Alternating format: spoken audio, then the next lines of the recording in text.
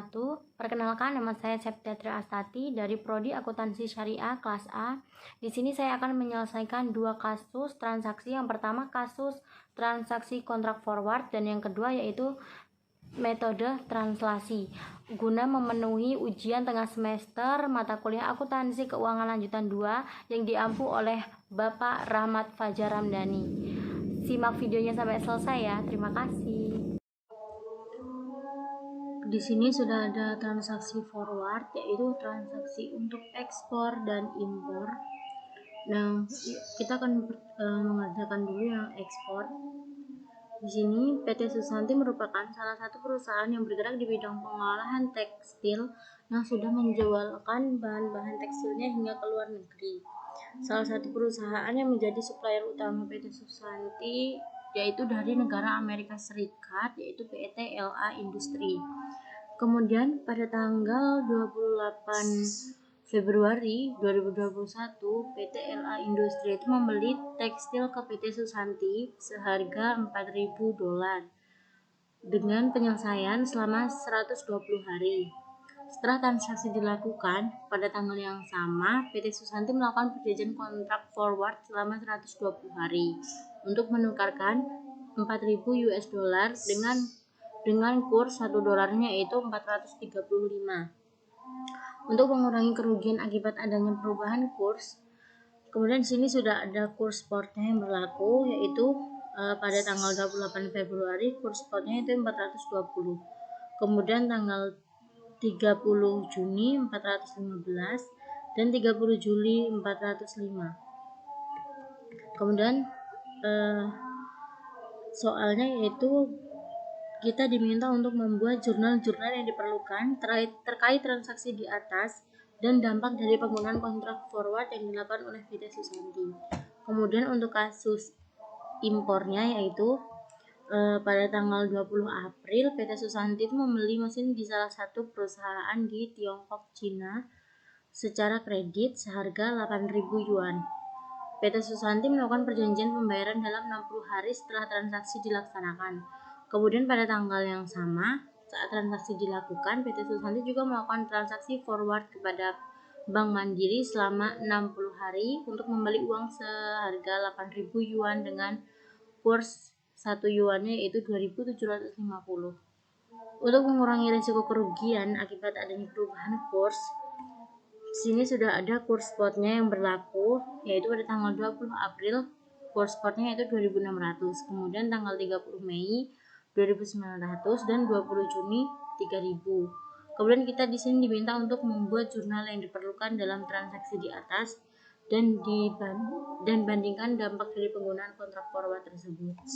Selanjutnya, ini ada soal tentang metode translasi. Nah, soal ini akan kita bahas di video selanjutnya. Kita akan pindahkan dulu soal-soal kontrak forward yang ekspor dan impor ini ke Excel.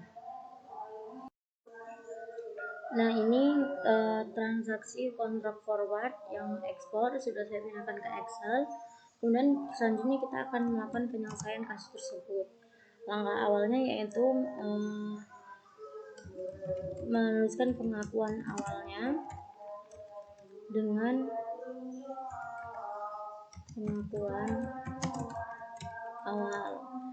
transaksi ekspor. Di sini PT Susanti itu menjual ke PT LA Industri, berarti di sini 4.000 dikali dengan harga penjualnya itu 420 ini. Jadi 1.680.000. Nah, di sini jurnalnya berarti piutang karena PT Susanti ini melakukan penjualan dan akan dibayar setelah 120 hari dari transaksi yang dilakukan tersebut. Piutang pada penjualan sebesar 1.680.000. Nah, selanjutnya untuk transaksi yang instrumen derivatif. Di sini dia melakukan perjanjian dengan broker, yaitu per $1 diberikan harga 435 kita kali 435. Jadi 1.740 dengan jurnalnya, yaitu piutang ke broker. Dia akan menjanjikan kalau dapat uang dolar dari PT LA Industri itu akan diberikan ke broker ini dan akan menjadi mata uang fungsional yang dipakai Susanti, yaitu mata uang fungsionalnya rupiah. Jadi dia memiliki piutang ke broker sebesar 1.740.000.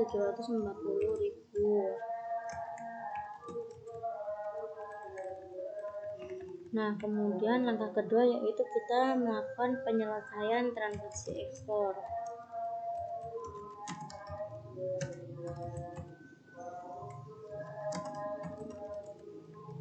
Nah, pada saat penyelesaian itu kita hitung dari tanggal 28 Februari saat PT LA membeli ke Susanti.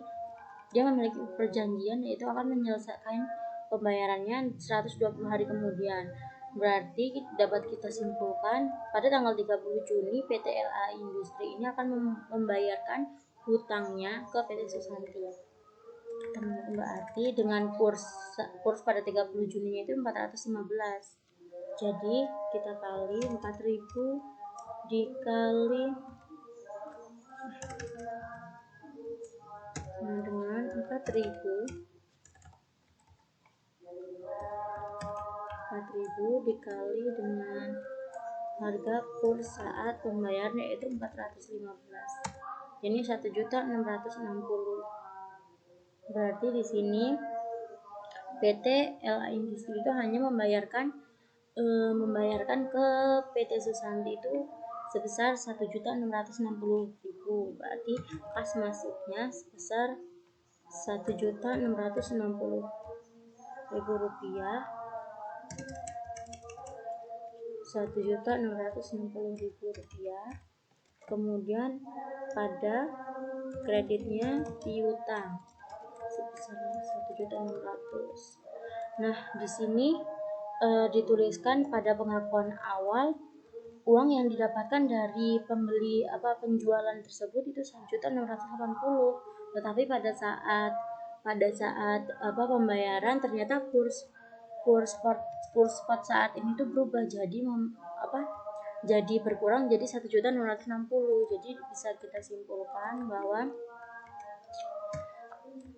PT Susanti ini mengalami kerugian karena seharusnya dia menerima uang sebesar 1.680.000, tetapi pada saat pembayaran ternyata dia hanya menerima 1.660.000. Akhirnya dia mengalami kerugian karena selisihnya sendiri 20.000. Ini kerugian akibat terjadi perubahan kurs.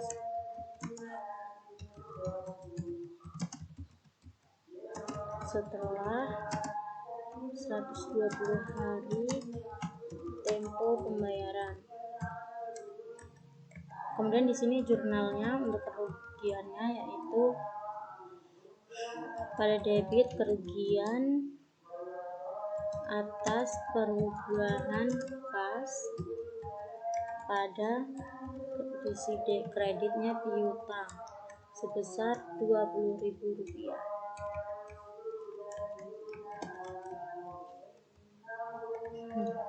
Selanjutnya kita akan melakukan penyelesaian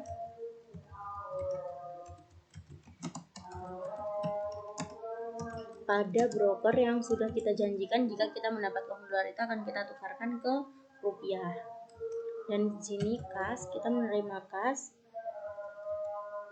pada piutang.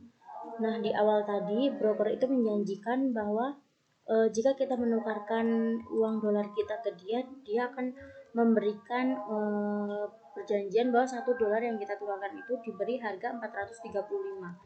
Jadi di sini kita akan menerima uang dari broker itu sebesar segini karena kita sudah melakukan perjanjian awal tadi, tetapi hutang dikurangi hutang yang kita bayarkan tadi itu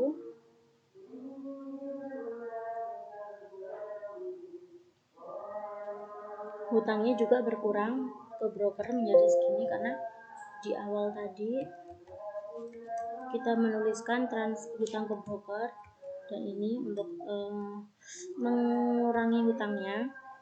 Kemudian di sini kas yang kita bayarkan, yang kita untuk mengembalikan modal kita dari penjualan itu kan cuma sebesar 160 nih, 1.660. Nah, berarti dari sini kita dapat terlihat bahwa PT Susanti ini mendapat keuntungan.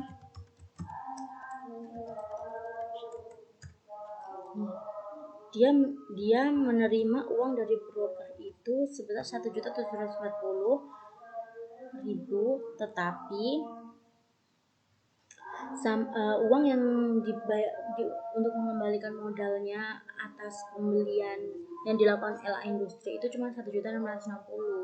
Akhirnya PT Susanti itu mendapat keuntungan 80.000. Tetapi karena di awal tadi PT Susanti itu melakukan kerugian 20.000 karena perubahan kurs yang terjadi dari bulan Februari ke bulan Juni. Jadi keuntungan bersih yang didapatkan oleh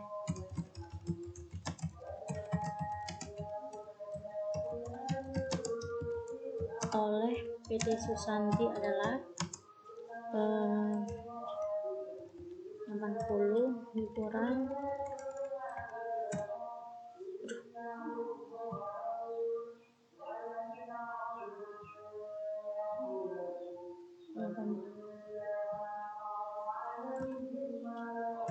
9 dikurang dengan hanya 6.000. Jadi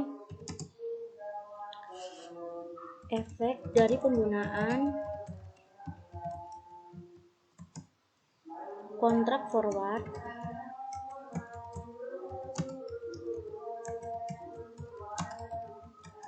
yang dilakukan oleh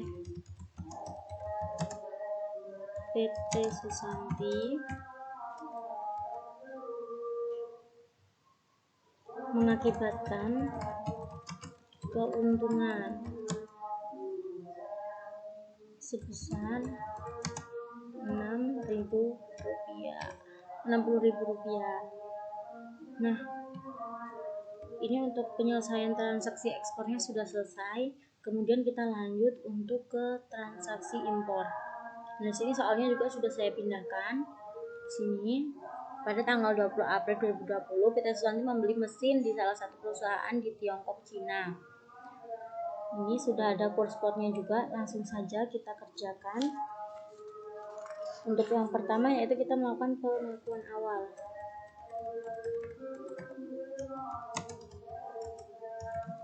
Pengakuan awal. Sini sama aja transaksi impor. Di sini PT Susanti itu membeli mesin dengan harga 8.000 yuan dan dikali dengan harga kurs sportnya pada 20 April itu 2.600 dan dapatlah 20.800 dengan jurnalnya persediaan pada kreditnya hutang sebesar 20.800.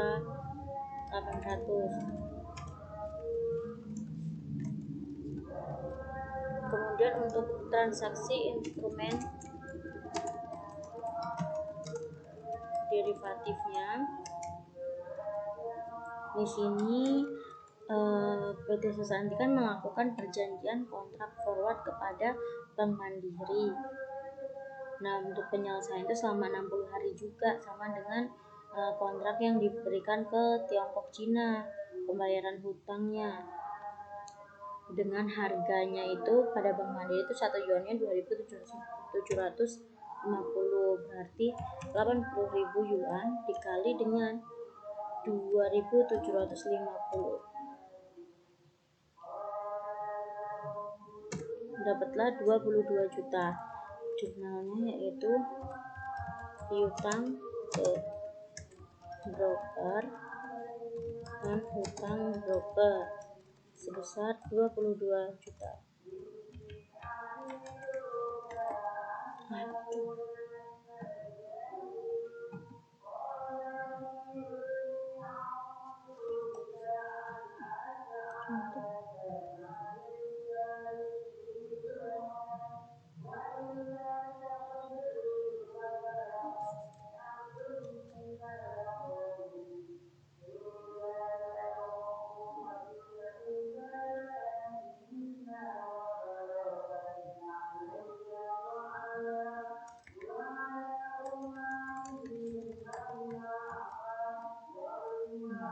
Untuk yang langkah berikutnya yaitu kita akan melakukan pembayaran hutang setelah 60 hari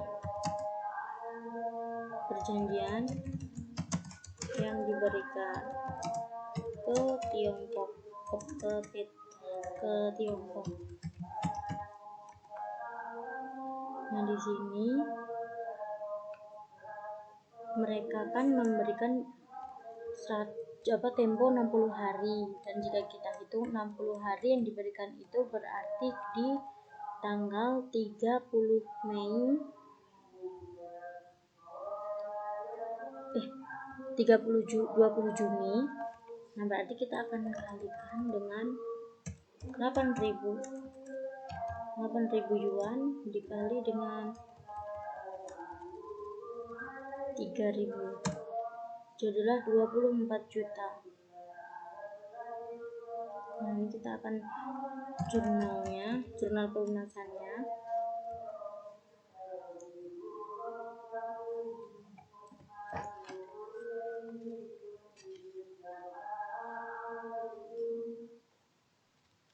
Yaitu hutang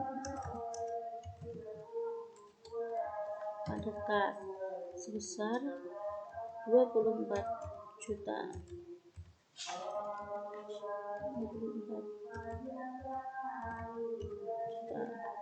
Kemudian di sini terjadi perbedaan antara pada pembayaran dilakukan dengan pada tanggal 20 Juni dan 20 April. Kita di sini akan melihat sepertinya akan ada kerugian karena pada transaksi awal utang yang dibayarkan itu cuma 20.800.000, tapi karena perubahan kurs jadi 24 juta. Nah, dia mengalami kerugian akibat perubahan kurs yang terjadi pada tanggal 20 Juni.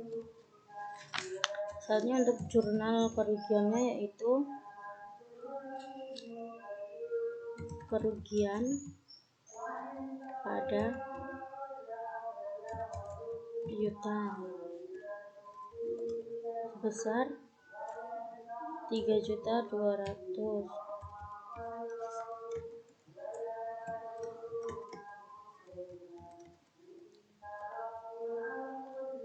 Selanjutnya, PT Susanti ini akan melakukan pembayaran ke broker, ke Bank Mandiri untuk mendapatkan uang yuan untuk dibayarkan ke perusahaan yang ada di Tiongkok.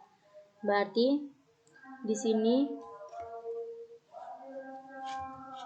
pembayaran ke broker Bank Mandiri untuk mendapatkan uang yuan dengan pembelian tadi 80.000 dikali dengan tadi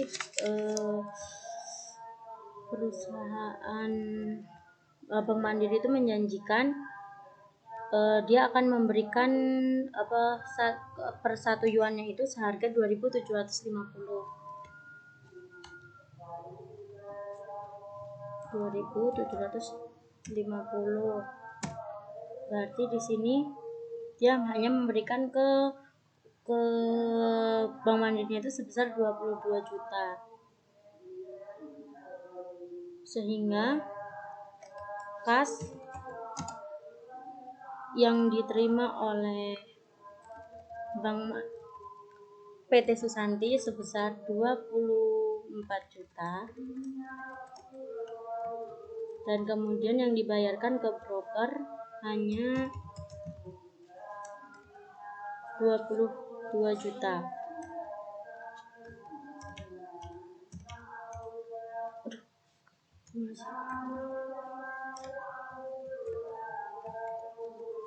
Kemudian di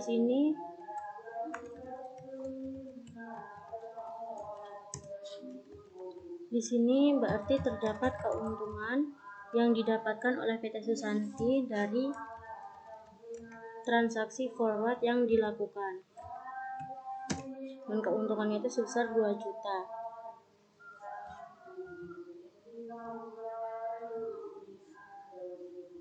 Kemudian selanjutnya kita akan melakukan pelunasan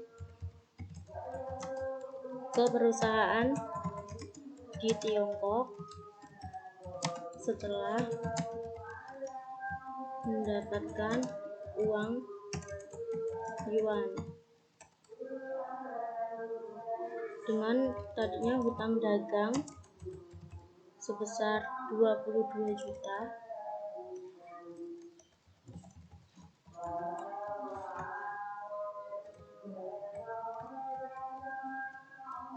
dan kasnya berkurang 27 juta.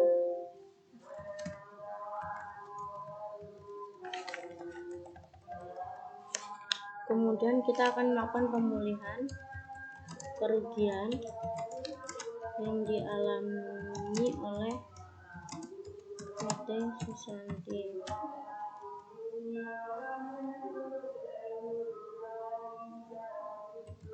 Keuntungan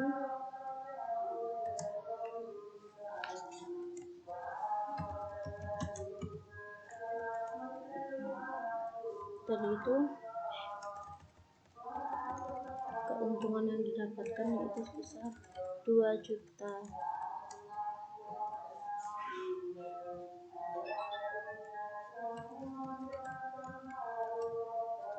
Jadi di sini bisa kita simpulkan dengan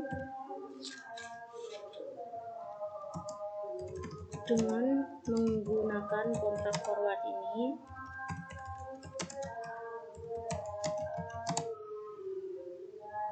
kerugian yang dialami PT Susanti akibat perubahan kurs dapat berkurang. Yang awalnya kerugiannya sebesar 3.200.000,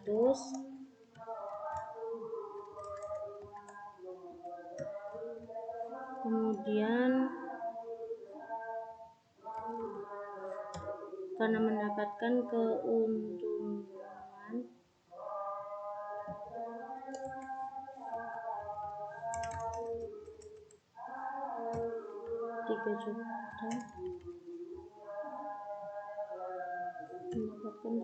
sebesar 2 juta rupiah.